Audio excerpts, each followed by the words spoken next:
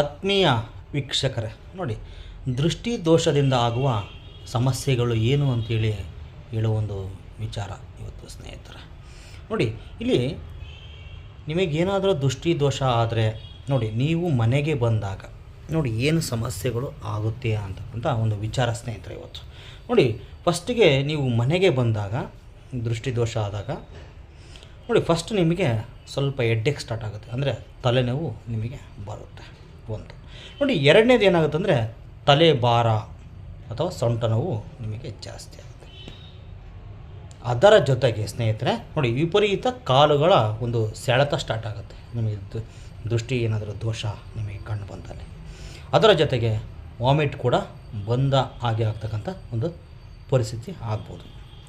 ನೋಡಿ, ಇವೆಲ್ಲ ನಿಮಗೆ ದೃಷ್ಟಿ ದೋಷದಿಂದ ಆಗ್ತಕ್ಕಂಥ ಸಮಸ್ಯೆಗಳು ಸ್ನೇಹಿತರೆ. ನೋಡಿ, ಇದಕ್ಕೆ ಪರಿಹಾರ ಕೂಡ ನಾನು ಹೇಳ್ತೀನಿ ಸ್ನೇಹಿತರೆ. ಪರಿಹಾರ ಏನು ಮಾಡಬೇಕಂದ್ರೆ ನೋಡಿ, ಅದಕ್ಕೆ ಪರಿಹಾರ ಉಪ್ಪು ಮತ್ತು ಮೆಣಸಿನಕಾಯಿ ಹಾಗೂ ವೀಳ್ಯದೆಲೆಯನ್ನು ನೀವು ತಗೊಂಬಿಟ್ಟು ನೀವಳಿಸಿ ಅದನ್ನು ಸುಟ್ಟು ಹಾಕಬೇಕು. ನೋಡಿ, ಈ ರೀತಿ ಮಾಡುವುದರಿಂದ ನಿಮಗೆ ದೃಷ್ಟಿ ದೋಷ ನಿಮಗೆ ತಪ್ಪುತ್ತೆ ಸ್ನೇಹಿತರೆ.